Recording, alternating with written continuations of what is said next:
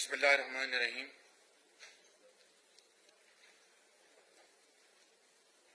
صدر پاکستان مسلم لیگ نون پنجاب جناب رانا ثناء اللہ صاحب، مسلم لیگ نون کے اکابرین، مسلم لیگ نون کے نواز شریف کے ساتھیوں، یہاں پر تشریف فرما میڈیا کے دوست بھائی اور بہنیں، اور زندگی کے مختلف شعبوں سے تعلق رکھنے والے ہمارے ساتھی بھائی اور بہن، خواتین و حضرات، السلام علیکم۔ آج میں آپ سب کو پاکستان کی 73ویں یوم آزادی پر آپ کو اور ان کیمراز کے ذریعے پوری قوم کو دل کی اتھاہ گہرائیوں سے مبارکباد پیش کرنا چاہتا ہوں، اور اس عظیم دن کے حوالے سے یہ جو تقریب کا انتظام کیا گیا ہے، میں پاکستان مسلم لیگ نون کے منتظمین کی بہت شکر گزار ہوں اور ان کو تحسین پیش کرنا چاہتا ہوں کہ 14 اگست کے حوالے سے شان نشان ایک شاندار تقریب کا یہاں پر انعقاد کیا گیا ہے۔ میرے بزرگوں، بھائی اور بہنوں، 73 سال پہلے حضرت قائد اعظم کی عظیم انقلابی لیڈرشپ میں 14 اگست 1947 کو جب ہندوستان تقسیم ہوا اور پاکستان مارز وجود میں آیا، تو یہ تاریخ کا ایک انہونا واقعہ تھا، نہ صرف جغرافیائی لحاظ سے دنیا کی تاریخ میں ایک تغیر آیا، بلکہ تاریخی سیاسی لحاظ سے دنیا کی تاریخ میں ایک نیا باب رقم کیا گیا۔ اور یہ کام کوئی راتوں رات نہیں ہوا تھا، یہ دہائیوں اور صدیوں پر محیط ایک مسلسل کاوش اور پھر عظیم قربانیوں کا نتیجہ تھا۔ یہ ایک ایسے شخص کی لیڈرشپ کے تحت یہ عظیم کارنامہ سر انجام پایا، جو کہ ایک دیانتدار، محنتی اور نہ بکنے والا فرد تھا، جس کا نام تھا قائد اعظم محمد علی جناح، جن کو بے پناہ ترغیبات دی گئیں، بے پناہ آفرز کی گئی، لیکن اس عظیم شخص نے ہر پیشکش کو پایہ حقارت سے ٹکرایا، کیونکہ ان کی نظر صرف اور صرف پاکستان کے اوپر جمی ہوئی تھی۔ اور اس شخص نے پھر لاکھوں کروڑوں مسلمانوں کی عظیم جدوجہد اور قربانیوں کے نتیجے میں بالآخر پاکستان اللہ تعالیٰ کے بے پایہ فضل و کرم سے حاصل کر لیا۔ لاکھوں لوگ شہید ہوئے، دریاؤں کے پانی سرخ ہو گئے، ماؤں اور بہنوں کے آنچل پھٹے، اور لاکھوں کروڑوں لوگ اپنا گھر بار چھوڑ کر انہوں نے ہجرت کی، اپنے آباء و اجداد کے گھر اور جائیدادیں چھوڑ کر وہ پاکستان کی طرف چلے آئے اور اپنی آنکھوں میں یہ خواب بسائے کہ انشاءاللہ اب مشکل اور تکالیف اور بے عزتی کا دور ختم ہو گیا، اب عزت وقار، محنت، امانت اور دیانت کا دور شروع ہوگا، اور پاکستان میں ہر ایک کو اس کی محنت، اس کی قابلیت کی بنیاد پر اس کو ایک معاشرے میں مقام ملے گا۔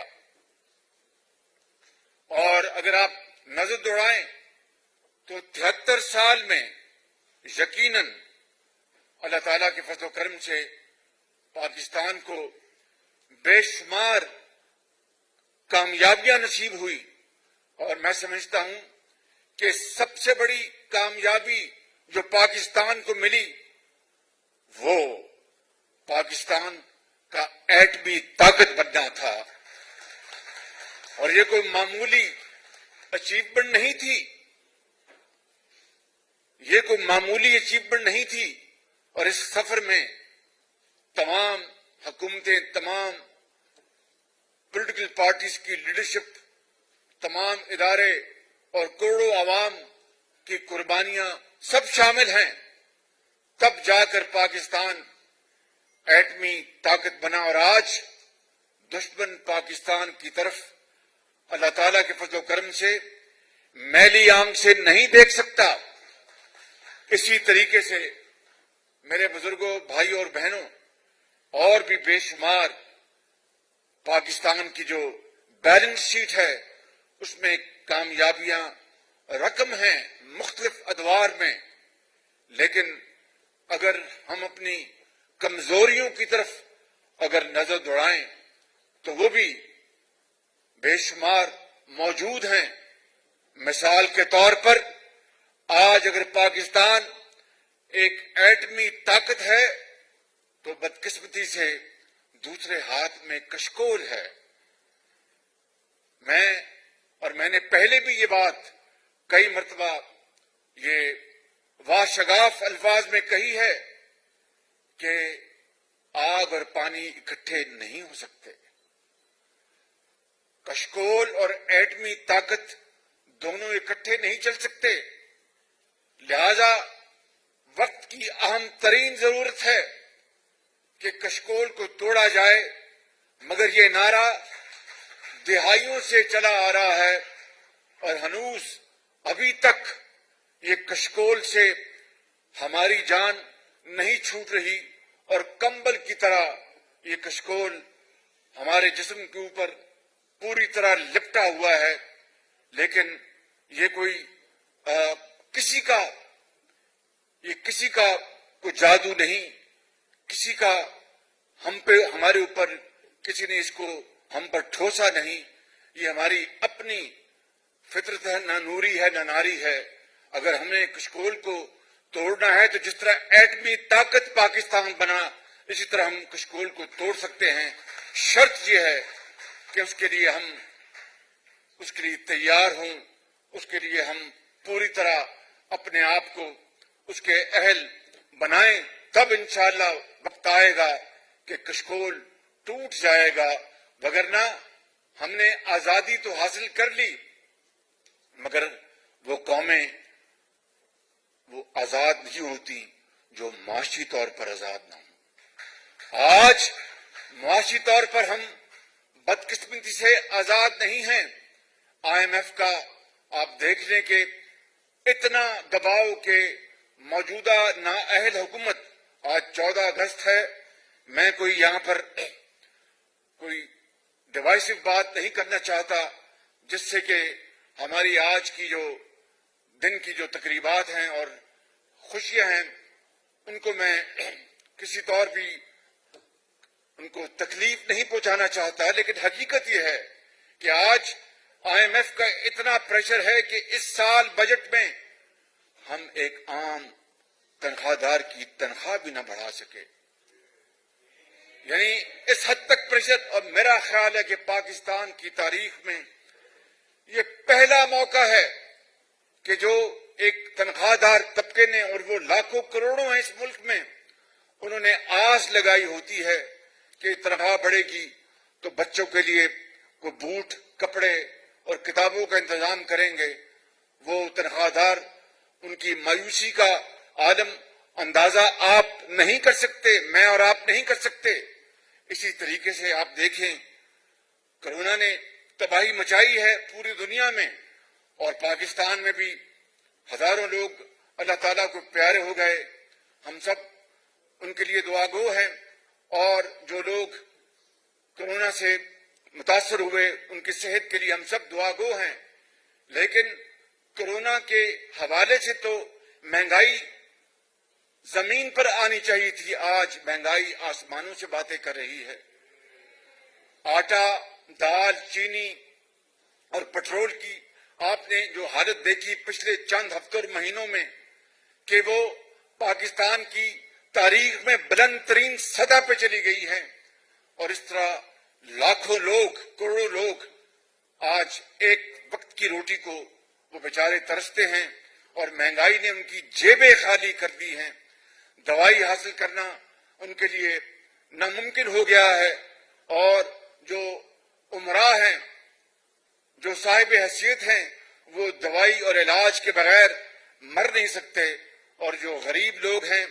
जो सिर्फ अल्लाह के सहारे जीते हैं, और खुदा का आसमान उनके लिए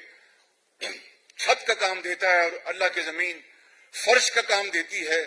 वो दवाई और इलाज के बगैर सिसक सिसक कर जान देते हैं। मैं यहाँ पर ये भी आज नहीं कहना चाहता, लेकिन मजबूर हूं कि बाद चीजें यहाँ पर बताई जाएं कि नवाज शरीफ के पिछले दौर में किस तरह अस्पतालों में अद्वियात मुफ्त मिलती थी,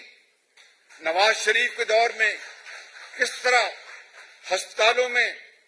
सीटी स्कैन लगाए गए, और आम आदमी के लिए वो सीटी स्कैन मुकम्मल तौर पर फ्री थे। नवाज शरीफ के दौर में किस तरह अस्पतालों को रिफर्बिश किया गया, नए नए और बड़े जदीद अस्पताल बनाए गए, ये सारा कुछ रिकॉर्ड का हिस्सा है। और आज वो दवाइयां भी मुफ्त खत्म कर दी गई, सीटी स्कैन भी मुफ्त खत्म कर दिए गए, और हेपेटाइटिस के जो मरीज, लाखों मरीज, उनके लिए पूरे पंजाब में फिल्टर क्लिनिक्स बनाए गए थे, जहां पर मुकम्मल तौर पर उनको मुफ्त अद्वियात का पैकेज मिलता था, वो और लाखों लोग उससे वो फैज़याब थे। आज वो फिल्टर क्लिनिक्स में मुफ्त अद्वियात खत्म कर दी गई। आपको याद होगा कि किस तरीके से वो वक्त था 2012 और 13 तक के 20-20 घंटे लोड शेडिंग होती थी, मगर फिर वो दौर आया मुस्लिम लीग नून का कि नवाज शरीफ की लीडरशिप में 2017-18 से पहले पहले वो लोड शेडिंग न सिर्फ मुकम्मल खत्म हो गई, बल्कि वो आज इतनी बिजली मौजूद है कि वो तमाम आपकी सड़कों के पहिए उससे चल सकते हैं, और उनकी चिमनियों से धुआं निकल सकता है, और हर किस्म का कारोबार चल सकता है। लेकिन आज अगर लोड शेडिंग हो रही है तो इस हुकूमत की बदतरीन नाअहली का सबूत है। मेरे बुजुर्गों, भाइयों और बहनों, मैं बात लंबी हो जाएगी, मैं कहना ये चाहता हूं कि अभी कल पेशावर में बीआरटी का वहां पर इफ्तिताह किया गया। वो मुकम्मल है या नामुकम्मल, ये एक अलग दास्तान है, लेकिन हमने कभी ये नहीं कहा था कि बस जो है वो ऊपर से नहीं गुजरनी चाहिए, वो नीचे से जानी चाहिए, ऊपर से ट्रेन होनी चाहिए, वो नीचे से जानी चाहिए। हम इस बहस में नहीं पड़े, बल्कि नवाज शरीफ की लीडरशिप में लाहौर, फिर मुल्तान, फिर पिंडी और इस्लामाबाद में मोटा ये बस मेट्रो बनाकर पूरी दुनिया को अल्लाह ताला के फज़ल करम से हैरान कर दिया, और उसकी कीमत लगभग वही है जो एक बीआरटी पेशावर की है। जो जिस तरीके से वो बनाई गई, जिस तरीके से وہ چلائی گئی، یہ ساری داستان آپ کے سامنے ہے. مجھے اس کے بارے میں کچھ نہیں کہنا. بات وہ ہوتی ہے کہ جو چیز ہو جائے اور عوام کے مفاد میں اور ان کی خوشحالی میں وہ چیز کر دی جائے، اس کی ستائش کرنی چاہیے. لیکن ہم نے قوم کا بہت وقت ضائع کیا اور عملی طور پر ان 73 سالوں میں ہم نے جو کارکردگی دکھائی وہ حضرت قائد اعظم سمیت وہ لاکھوں لوگ جنہوں نے پاکستان کے لیے اپنے خون کا نذرانہ پیش کیا تھا، آج قبروں میں ان کی روحیں تڑپ رہی ہوں گی کہ یہ وہ پاکستان نہیں تھا اے خدا جس کے لیے ہم نے اپنی جانوں کا نذرانہ پیش کیا. ہم نے تو وہ پاکستان، اس پاکستان کے لیے اپنا خون بہایا تھا کہ وہاں پر ایک اسلامی فلاحی ریاست ہوگی، وہاں پر سب کے ساتھ انصاف ہوگا، ظلم اور زیادتی نہیں ہوگی اور کسی کے ساتھ ڈسکرمنیشن نہیں ہوگی اور نیب نیازی گٹھ جوڑ جیسے وہاں پر معاملات نہیں آئیں گے جس سے کہ صرف اور صرف اپوزیشن کو دیوار سے لگایا جائے. میرے بزرگوں، بھائی اور بہنوں، میں کہنا یہ چاہتا ہوں کہ آج اس عظیم دن کے موقع کے اوپر ہمیں پھر اس بات کا اعادہ کرنا چاہیے اور عہد کرنا چاہیے کہ اگر ہم نے، اور میں نے ابھی یہ عہد نامہ آپ کے سامنے پڑھا اور آپ سب نے پڑھا، اور اگر ہم دل کی اتھاہ گہرائیوں سے اس پر یقین کرتے ہیں کہ ہم نے اس ملک کو صحیح معنوں میں قائد اعظم کی خطوط پر چلانا ہے، ان کے نظریات پر چلانا ہے اور اس کو ایک صحیح معنوں میں اسلامی فلاحی ریاست بنانا ہے، تو پھر اس کے لیے ہمیں اپنے انداز بدلنے ہوں گے، اس کے لیے ہمیں اپنے ادوار بدلنے ہوں گے اور پھر شبانہ روز محنت کرنی ہوگی اور امانت اور دیانت کو اپنا شعار بنانا ہوگا. میں آج یہاں پر آپ سب کو گواہ بنا کر کہتا ہوں میرے بزرگوں، بھائی اور بہنوں، کہ ہم سب انسان ہیں اور انسانوں سے غلطیاں ہوتی ہیں اور اس کے لیے اللہ تعالیٰ سے ہمیں ہر وقت معافی کے لیے ہمیں اس کی حضور جھکنا چاہیے، کیونکہ انسان ہے، انسان خطا کار ہوتا ہے. لیکن میں بلا خوف تردید یہ کہہ سکتا ہوں کہ اللہ تعالیٰ کے فضل و کرم سے نواز شریف کی قیادت میں جو پچھلے دور میں جو عظیم منصوبے لگے، چاہے وہ بجلی کے تھے، چاہے وہ دوسرے تھے یا سڑکات تھیں، الحمدللہ وہ شفاف ترین منصوبے تھے، چاہے وہ ریلویز تھا، چاہے وہ سڑکیں تھیں، چاہے وہ ٹرانسپورٹ تھی، چاہے وہ اسپتال تھے، چاہے وہ اسکول تھے، چاہے وہ یونیورسٹیاں تھیں، چاہے وہ خادم اعلیٰ روزگار پروگرام تھا. آج تک 2.25 سال ہو گئے. میں بلا خوف تردید کہہ سکتا ہوں کہ ایک دھیلے کی کرپشن پبلک سیکٹر میں یہاں پر یہ نہیں پیش کر سکے ہمارے خلاف. یہ کوئی معمولی بات نہیں ہے اور یہ کوئی بہت، میں سمجھتا ہوں، میں آپ کو یہ پیغام دینا چاہتا ہوں بطور ایک مسلم لیگی کارکن کے اور نواز شریف جو ہمارے قائد ہیں ان کے ساتھی ہونے کے نتیجے میں کہ بڑے ہم انکساری کے ساتھ مگر بلا خوف تردید کہہ سکتا ہوں کہ یہ آج تک، اور یاد کریں وہ دن جب میں کہا کرتا تھا کہ اگر ہمارے خلاف یا میرے خلاف ایک دھیلے کی کرپشن لے آئیں تو میں استعفیٰ دے کے گھر چلا جاؤں گا. آج 2.25 سال ہو گئے ہیں اور ایک دھیلے کی کرپشن یعنی پبلک عوام کے پیسے کی ایک دھیلے کی خیانت نہیں لا سکے. یہ میڈیا کے آنریبل یہاں پر صاحبان بیٹھے ہیں، یہ جانتے ہیں، اپنے دل پر ہاتھ رکھ کر کہیں کہ وہ کون سا منصوبہ ہے مسلم لیگ نون کا جس میں کرپشن اسٹیبلشڈ یعنی ود ایویڈنس ثابت ہو جائے. تو میں ابھی اسی وقت اس منصب سے استعفیٰ دے کے قوم سے معافی مانگ کر گھر چلے جاؤں گا. لیکن ہوا کیا کہ اکاؤنٹیبلٹی یا احتساب کے نام پر انتقام کا ایک ایسی لہر جاری ہے جو کہ صرف اور صرف اس ملک کے لیے نہ صرف ایک انتہائی خطرناک چیز ہے بلکہ سب نے، چاہے وہ افسرشاہی ہے، بیوروکریسی ہے، کام کرنا چھوڑ دیا ہے. اور اس وقت دن رات جو نعرے لگائے جاتے ہیں اس نے اس ماحول کو مزید خراب کیا ہے. آج کا دن اس بات کا متقاضی ہے کہ اگر ہم نے آگے بڑھنا ہے، اگر ہم نے اس ملک کو صحیح معنوں میں اقوام عالم میں اور اسلامی دنیا میں پاکستان کا کھویا ہوا مقام دلوانا ہے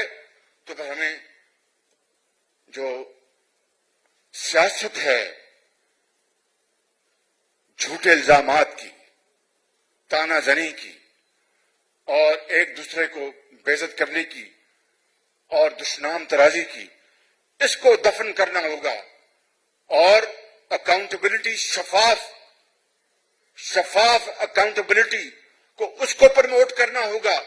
اور انتقام کی سیاست کو دفن کرنا ہوگا اور مل کر اس ملک کو آگے لے کے جانا ہوگا